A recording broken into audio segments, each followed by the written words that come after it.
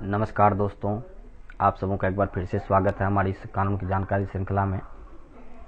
और जैसा कि हम लोग रेगुलर डिस्कस करते रहते हैं कोई न कोई महत्वपूर्ण कानूनी बिंदु पे, महत्वपूर्ण लीगल टॉपिक पे, जिसके बारे में क्या हम लोगों को जानना चाहिए। तो आज हमारा जो सेशन है इसमें हम लोग डिस्कस करेंगे डाउट क्लियरेंस पर। किस चीज़ पे डाउट क्लियरेंस, खास करके जो हमने पहले भी डाला हुआ है कॉन्ट्रैक्चुअल एम्प्लॉयमेंट पे, उस पे हम लोग देखेंगे, क्योंकि मेरे पास काफ़ी सारे कॉल और बहुत सारे केसेज ऐसे आए हुए हैं अभी, खासकर CAT high court Supreme Court के लेवल वाले, जिसमें कि लोगों का प्रश्न यह था कि क्या होना चाहिए, कैसे होना चाहिए, कितने दिन बाद हम रेगुलराइजेशन के लिए जा सकते हैं, वगैरह वगैरह। तो उन सारी चीज़ों पे जिस पे आप लोग प्रश्न पूछते रहते हैं, उस पर ये एक डाउट क्लियरेंस की बात आज हम लोग चर्चा करेंगे। तो जैसा कि हमने पहले भी डिस्कस किया हुआ है कि कॉन्ट्रैक्चुअल एम्प्लॉयमेंट यानी कि टेम्पोररी एम्प्लॉयमेंट, किसी भी पोस्ट पर किसी व्यक्ति की नियुक्ति यदि कोई गवर्नमेंट द्वारा इस तरीके से किया जाता है, सरकारी पद है लेकिन उस पर कॉन्ट्रैक्चुअल एम्प्लॉयमेंट हुआ है सरकार के द्वारा, कॉन्ट्रैक्चुअल, चाहे स्टेट गवर्नमेंट हो, सेंट्रल गवर्नमेंट हो, कॉन्ट्रैक्ट बेसिस पे हुआ है, टेम्पोररी बेसिस पे हुआ है, एडहॉक बेसिस पे हुआ है, डेली वेजेस पे हुआ है, तो क्या वह हमेशा उसी तरीके से काम करता रहेगा, कॉन्ट्रैक्ट बेसिस पे काम करता रहेगा, और वह अधिकारियों की दया पर निर्भर करेगा कि जब मन तब उसको निकाल दिया जा सकता है, या वो कोर्ट जा सकता है, अपने राइट के लिए क्लेम कर सकता है कि मुझे परमानेंट कर दिया जाए। यदि वह कर सकता है तो कितना समय बाद कर सकता है, क्या उसके लिए लिमिटेशन होना चाहिए, कितना समय मिलना चाहिए, इसी पहलुओं पे आज हम लोग डिस्कस करेंगे। तो हमने पहले भी डिस्कस किया था कि कॉन्ट्रैक्चुअल एम्प्लॉयमेंट में जनरली तौर पे एक शॉर्ट टर्म के लिए होता है, यानी कि थोड़े समय के लिए कोई वर्क है, गवर्नमेंट का कोई प्रोजेक्ट है, आपको उसमें कॉन्ट्रैक्ट बेसिस पे रख लिया गया है, और काम कंप्लीट होते ही आपका को निकाल दिया जाता है, आप हट जाते हैं उसमें से। तो कुछ समय के लिए कॉन्ट्रैक्ट होता है। एक होता है लॉन्ग टर्म के लिए, जिसमें कि रिन्यू होते रहता है समय समय पर, और आप कॉन्ट्रैक्ट बेसिस पे काम करते रह जाते हैं। डिस्क्रिमिनेशन कहाँ होता है? डिस्क्रिमिनेशन वहाँ होता है यदि कोई पोस्ट है जो परमानेंट इन नेचर है, यानी कि वो वर्क जो है, वो काम जो है, जिस काम पोस्ट पे आप काम कर रहे हैं, वो पोस्ट जो है वो परमानेंट है। वो पोस्ट चाहे रेगुलर एम्प्लॉयमेंट के द्वारा नियुक्ति उस पर होती रहती है, या कुछ लोग काम कर रहे हैं, तो वहाँ क्या होता है, डिस्क्रिमिनेशन हो रहा है कि आप कॉन्ट्रैक्ट बेसिस पे काम कर रहे हैं और कोई परमानेंट बेसिस पे काम कर रहे हैं, काम कर रहा है। आपको बेनिफिट नहीं दिया जा रहा है, लेकिन दूसरा जो है उसको बेनिफिट हर तरीके का दिया जा रहा है। आप कम सैलरी में काम कर रहे हैं, दूसरा ज़्यादा सैलरी पे काम कर रहा है ना। तो वर्क इक्वल है और पे अलग अलग है, सुविधाएं अलग अलग है। तो यहाँ पे आप चाहते हैं, और एक खतरे की तलवार भी लटकती रहती है कि कब आपको टर्मिनेट किया जा सकता है। तो इसी चीज़ को ध्यान में रखते हुए खास करके 2006 में उमा देवी का मशहूर जजमेंट आया सुप्रीम कोर्ट का, state of Karnataka versus Uma Devi and others. उस जजमेंट में सुप्रीम कोर्ट ने एक डायरेक्शन दिया, गवर्नमेंट को एक डायरेक्शन दिया लोगों के लिए, जिसमें कि ये कहा गया कि किस समय में आप कोर्ट जा सकते हैं, क्या एक टेंडेंसी होना चाहिए, क्या एक क्राइटेरिया होना चाहिए, फुलफिल होना चाहिए, जिसके बेसिस पे कि टेम्पोररी या कि कॉन्ट्रैक्चुअल बेसिस पे एम्प्लॉयमेंट हो, और किस समय के बाद, कितने समय के बाद कोई व्यक्ति परमानेंट करने के लिए, होने के लिए, या रेगुलराइजेशन के लिए कोर्ट जा सकता है। तो खास करके 3 चीज़ों पर इस पर चर्चा हुई, regular, irregular and illegal. Regular, irregular, illegal ये हुआ कि जैसे कि मान लेते हैं कोई व्यक्ति किसी पोस्ट पे कॉन्ट्रैक्चुअल बेसिस पे रखा गया, बैकडोर से रखा गया, क्वालिफिकेशन नहीं है तो भी उस पोस्ट पे उसको रख दिया गया। तो इस तरह की एंट्री जो होती है वो क्या होती है, इलीगल एंट्री कहलाती है। वो परमानेंट के लिए, उसके लिए जाना थोड़ा सा मुश्किल है। दूसरा होता है इरेगुलर है। इरेगुलर में क्या है कि यदि कोई व्यक्ति किसी पोस्ट पे है, वो पोस्ट परमानेंट नेचर का है, जो व्यक्ति उस पोस्ट पे रखा गया वो सैंक्शनड पोस्ट है, जो पोस्ट पे रखा गया है वो पोस्ट, उस पोस्ट पे रेगुलर परमानेंट नेचर हो गया, सैंक्शनड पोस्ट हो गया, और क्वालिफिकेशन जो है, वो जो व्यक्ति है उस पोस्ट पे, उसको क्वालिफिकेशन वही है जो उसके लिए होना चाहिए, जो डिजायरेबल क्वालिफिकेशन है उसी क्वालिफिकेशन को फुलफिल करता है। तो इस तरह की चीज़ें, क्राइटेरिया यदि फुलफिल की जाती है तो वो व्यक्ति यदि कुछ समय से काम कर रहा है किसी पोस्ट पे, तो वो परमानेंट करवाने के लिए जा सकता है। हमने पहले भी पिछले वीडियो पे काफ़ी डिस्कस किया हुआ था, इसलिए बहुत सारे चीज़ों पे आज हम लोग डिस्कस नहीं करेंगे। जनरली तौर पे जो क्वेश्चन आंसर आप लोगों के थे उसी पे मेरा आज का फोकस रहेगा।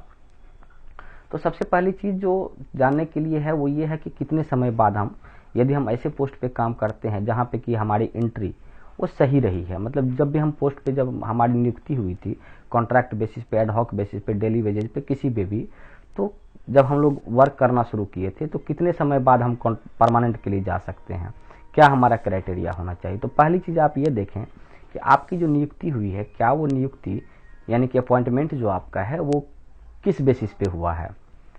क्या कोई नोटिफिकेशन आया था, आपने कोई इंटरव्यू दिया था, आपने एग्ज़ाम क्वालिफाई किया था, या कि मतलब एक वैलिड प्रोसेस, कहने का मतलब है चाहे जो भी प्रोसेस हो लेकिन प्रोसेस वैलिड होना चाहिए। ऐसा नहीं कि बैकडोर से आ गए आप, तो है ना। तो वैलिड यदि आपका प्रोसेस है और वो पोस्ट परमानेंट नेचर का और लंबे समय से आप काम कर रहे हैं तो आप परमानेंट के लिए जा सकते हैं, रेगुलराइजेशन के लिए जा सकते हैं। लेकिन कितने समय बाद। उमा देवी जजमेंट में ये कहा गया कि लंबे समय तक कोई यदि काम करता है तो परमानेंट की, तो लंबे समय कितने समय को हम लोग मान सकते हैं। अभी हाल ही में एक जजमेंट भी आया है सुप्रीम कोर्ट का और काफ़ी सारी गाइडलाइन पहले से भी कुछ आई हुई हैं, जिसके आधार पर यह दिखाया गया कि यदि कोई व्यक्ति 240 डेज भी यदि काम किया है किसी पोस्ट पे कॉन्ट्रैक्चुअल बेसिस पे और उसके पास सारी डिजायरेबल क्वालिफिकेशन है, पोस्ट सेंक्शन है, एंट्री सही है उसकी, तो वो परमानेंट के लिए कोर्ट जा सकता है। तो परमानेंट के लिए तो टाइम उसके लिए कोई ऐसा लिमिटेशन नहीं है, लेकिन आपके लिए लिमिटेशन यही मान के लिए अब तक यदि 240 डेज प्लस आप काम किए हैं तो आप परमानेंट के लिए कोर्ट जा सकते हैं। तो कहने का मतलब यह है कि यदि आप 240 दिन से ज़्यादा समय तक काम कर रहे हैं किसी भी पोस्ट पे, वो परमानेंट नेचर का है, तो आप कोर्ट जा सकते हैं। और ये ज़रूरी नहीं कि आप अकेले हैं या कि कई लोग हैं, यदि even you are a single फिर भी you have right to claim, है ना। और ख़ास करके कुछ जजमेंट जो हमने पहले भी चर्चा की, जो हाल फिलहाल में भी कई जजमेंट दिए गए, state of Gujarat versus PWD employ वाला था, 2013 का जजमेंट था, उसमें भी ये कहा गया कि यदि परमानेंट नेचर का जॉब है और उस पर टेम्प्रोरी वो हुई है, क्या बोलते हैं, अपॉइंटमेंट हुआ है, कॉन्ट्रैक्चुअल बेसिस पे अपॉइंटमेंट हुआ है, तो वो परमानेंट के लिए जा सकता है। और यहाँ पे 14 और 16 आर्टिकल का भी वायलेशन नहीं होता है।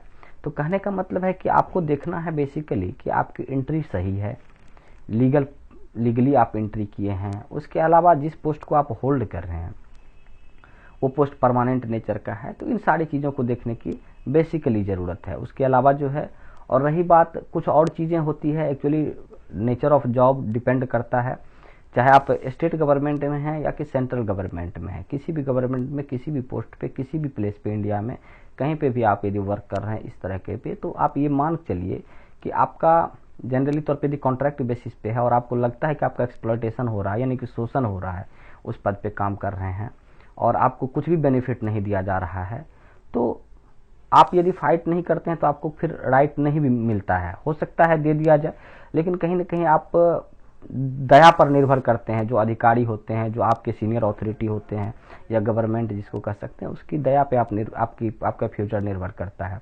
और आपको लगता है कि इस तरह की स्थिति में काम करना सही नहीं है, तो निश्चित रूप से आपका राइट बनता है जाने के लिए। तो यही कुछ चीज़ें हैं जिसके बारे में हमें डिस्कस करना था और हमें चर्चा करनी थी, तो इसीलिए बाकी बहुत सारे और चीज़ें हैं, बहुत सारी और बातें हैं, जैसे कि खास करके कॉन्ट्रैक्चुअल एम्प्लॉयमेंट में बहुत सारे लोगों को ये कहना है कि मैं एडहॉक पे हूँ तो क्या कॉन्ट्रैक्ट पे हूँ। बिल्कुल कॉन्ट्रैक्ट पे हैं। यदि आपको ये लगता है कि आप यदि डेली वेजेस पे हैं और आप लंबे समय से काम कर रहे हैं और आपको आपका जो पोस्ट है उसे बार बार रिन्यू भी किया जा रहा है, तो भी आप उसी में हैं, कहने का मतलब है। लेकिन सारी क्राइटेरिया, जो भी क्राइटेरिया दी गई है, ज़रूरी नहीं कि 100% A to Z वही फुलफिल हो। होता यह है कि कोर्ट जो है मतलब कि एसेंस को पकड़ती है, यानी कि जो जो जो जो कोई एक तरह से खामी की बात हम कर सकते हैं कि ऐसी चीज़ें ना हो जिससे कि किसी व्यक्ति का राइट का वायलेशन हो, कोई ऐसा रूल ना बने जिस रूल से कि किसी व्यक्ति के अधिकारों का हनन होता हो। यदि ऐसा होता है कहीं पे तो वो व्यक्ति क्लेम कर सकता है। और ख़ास करके उमा देवी जजमेंट में जो सुप्रीम कोर्ट का ये भी कहना था कि आप कॉन्ट्रैक्चुअल एम्प्लॉयमेंट को ही बंद कीजिए, इसे कम से कम कीजिए। लेकिन आज के समय में क्या है कि गवर्नमेंट क्या कर रही है, कॉन्ट्रैक्चुअल एम्प्लॉयमेंट को काफ़ी तेज़ी से बढ़ा रही है। और कॉन्ट्रैक्चुअल एम्प्लॉयमेंट एक तरीके का अभी के समय में बहुत hard and fast rule type से बन गया है ना। और हर गवर्नमेंट हर एक स्टेट में कॉन्ट्रैक्चुअल इतना कॉन्ट्रैक्चुअल किया जा रहा है कि परमानेंट जो जॉब के लिए वैकेंसी निकलती तो वो एक तरीके से बहुत जगह बंद भी कर दिया गया है। तो ऐसे में भी यदि आप किसी को लगता है कि इस तरह से नहीं होना चाहिए तो वो कोर्ट जा सकता है निश्चित रूप से। और जजमेंट को सही तरीके से देखने की ज़रूरत होती है। कई बार ये होता है कि लोग जजमेंट को मिस इंटरप्रेट कर लेते हैं, किसी जजमेंट में कुछ दिया। कई बार सुप्रीम कोर्ट भी इस तरह की जजमेंट में मान लेते हैं कि कोई क्लेम आपको करना है और आपने सही तरीके से बात को नहीं रखा या सही तरीके से जजमेंट को आपने उसके एसेंस को नहीं पकड़ा और सही तरीके से प्रेजेंट वहां नहीं किया, तो डिसीजन आपके अगेंस्ट जा सकता है। कहने का मतलब ये है। तो आप ये मान के चलें कि कई बार ये होता है कि जैसे कि मान के चलिए कि आप किसी ऐसे पोस्ट पे हैं जो परमानेंट नेचर का है और आप रेगुलर एम्प्लॉयमेंट के तहत वहाँ पे गए हैं, रेगुलर आप एम्प्लॉयमेंट आपका रेगुलर हुआ है, सब कुछ हुआ, लेकिन किसी वजह से आपको टर्मिनेट कर दिया जाता है उस पोस्ट से और किसी भी वजह से। तो वहाँ ये देखने की है कि आपकी एंट्री तो सही थी, पोस्ट जो था वो सैंक्शन था, लंबे समय तक आपने काम किया, वहाँ पे कोई ऐसी वजह नहीं हो सकती जो वजह की आपके लाइफ और लिबर्टी से बढ़ के हो, आपके परिवार की जिम्मेदारी और आपकी जो रिस्पॉन्सिबिलिटी उससे बढ़ के हो। तो इन चीज़ों को ध्यान में रखने की ज़रूरत होती है खास करके।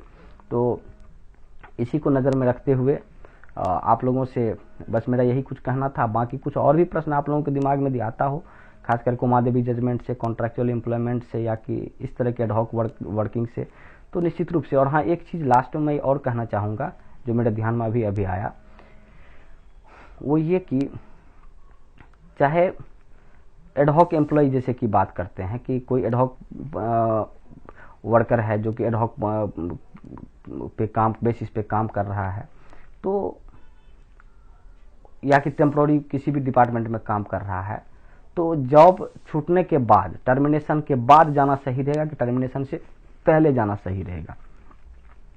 तो यहाँ पे ये ध्यान रखने की ज़रूरत है कि यदि टर्मिनेशन नहीं हुआ है तब आप जाते हैं तो ये बेटर रहेगा, लेकिन यदि टर्मिनेशन के बाद जाते हैं तो उसका मतलब ये नहीं कि आपका राइट खत्म हो गया है। टर्मिनेशन हो गया है, भले 1 साल हुआ, 2 साल हुआ हो, उससे कोई मतलब नहीं, लेकिन टर्मिनेशन यदि आपका हो गया है फिर भी आप जा सकते हैं। ऐसा कोई नहीं कि आप नहीं जा सकते हैं, फिर भी आप जा सकते हैं। लेकिन आपको यदि लगता है कि आप सारे क्राइटेरिया फुलफिल कर रहे हैं, आपके साथ इनजस्टिस हुआ है, इलीगल हुआ है और वायलेशन हुआ है आपके फंडामेंटल राइट का, तो निश्चित रूप से आप कोर्ट जा सकते हैं और आपको जाना चाहिए। तो कुल मिला के यही है। और आज के टॉपिक का डिस्कशन का पॉइंट हमारा खास करके कॉन्ट्रैक्चुअल एम्प्लॉयमेंट पे। इसके अलावा आगे की वीडियो में हम और कभी कुछ यदि नज़र आएगी चर्चा करने के लिए, मैं ज़रूर चर्चा करूँगा। और आप लोग देखते रहिए ट्रू सक्सेस और कानून की जानकारी। और मैं एडवोकेट CM झा आप सभी लोगों को एश्योर करता हूँ कि जो भी आपके प्रश्न होंगे, जो भी आपकी सलाह होगी, उसके अनुसार मैं निश्चित रूप से चीज़ों को डालने का प्रयास करूँगा, बताने का प्रयास करूँगा समय समय पर वीडियो के माध्यम से। और बाकी कुछ विशेष क्वेरी होती है तो आप कॉल पे भी आप मेरे से बात कर लेते हैं और मैं निश्चित रूप से रिप्लाई भी करता हूं। कई बार रिप्लाई नहीं हो पाती है क्योंकि व्यस्तता की वजह से या कोर्ट में होने की वजह से मैं फ़ोन पिक नहीं कर पाता हूं। तो जब भी ऐसी सिचुएशन आएगी निश्चित रूप से मेरा प्रयास रहेगा या रहता है कि मैं आप लोगों की भरपूर मदद करूँ, जहाँ भी हो, जो भी हो। और खास करके देखते रहिए ट्रू सक्सेस। धन्यवाद आप सभी लोगों का। Thank you so much.